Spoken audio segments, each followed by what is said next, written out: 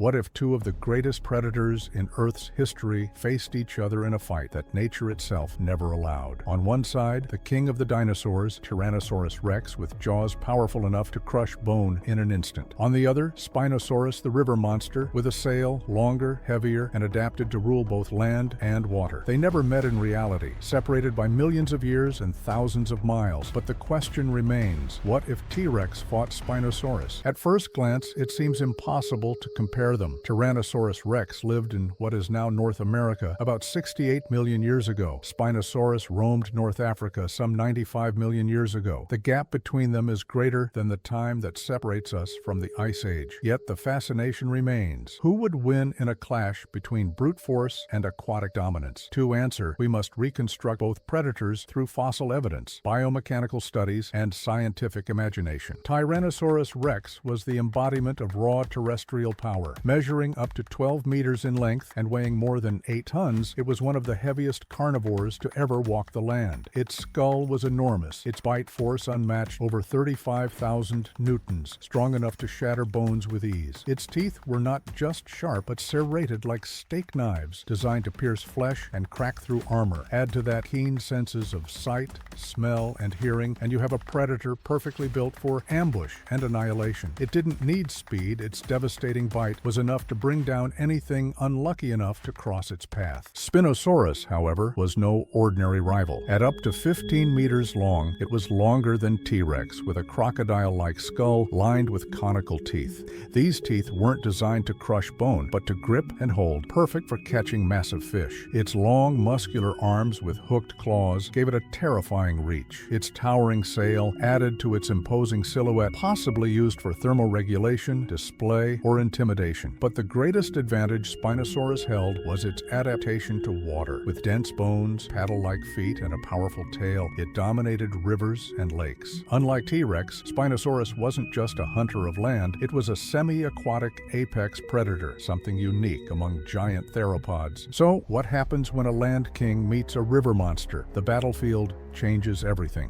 On solid ground, the advantage leans toward Tyrannosaurus. Its strong legs supported its weight with stability, and its bone-crushing jaws could deliver a single killing blow. Spinosaurus, with its shorter hind legs and aquatic build, would be clumsier on land. Its long snout, while deadly to fish, was fragile compared to T-Rex's massive skull. A direct bite from T-Rex to Spinosaurus's head could shatter its jaws or crush its skull in an instant. But shift the battle to a swamp or riverbank, and the story changes. In water, Spinosaurus gains the upper hand. It could maneuver with agility, latching onto prey with claws and dragging it into deeper waters. Tyrannosaurus, heavy and built for land, would struggle to stay balanced. If Spinosaurus could avoid a direct skull-crushing bite and instead pull its rival into water, the fight might turn into a drawn-out drowning match. The question is no longer just who is stronger, but where do they fight? The fossil record gives us clues. Tyrannosaurus bite marks appear on Triceratops and Hadrosaur fossils,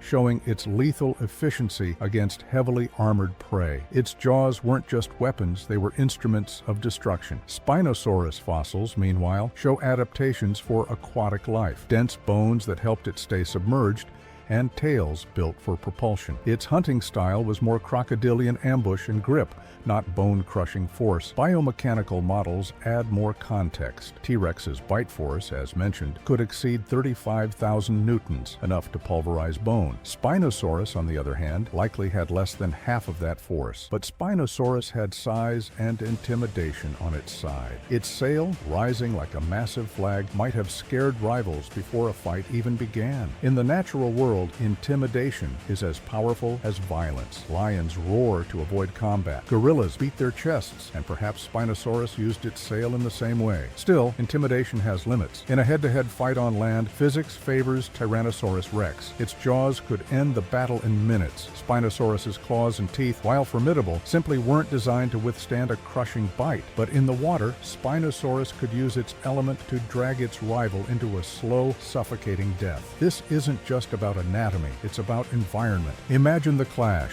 A T-Rex charges, jaws wide, teeth gleaming. It slams into Spinosaurus's flank with bone-crushing force. The river monster roars back, swinging claws and trying to pull the king toward deeper water. Each strike leaves marks, each moment filled with thrashing power. The outcome? Science cannot give us certainty, but it does show us how evolution shaped two predators into machines for very different battlegrounds, one for land, one for rivers. In the end, the truth is simple. This is a battle that nature never allowed. T-Rex and Spinosaurus ruled in different worlds at different times, and each was perfectly built for its own domain. One crushed bones on dry land, the other ruled rivers like a crocodile on a monstrous scale. Bringing them together is not about deciding a winner, it's about understanding how evolution forged two predators so different, yet equally unstoppable. So the question remains, if they had ever met, would raw bone-crushing power triumph, or would the river monster drag the king into its watery grave? The fossils stay silent, and the answer lives only in our imagination. If this clash kept you wondering, you won't believe the next battle we're exploring, one that pushes the limits of what science thought possible.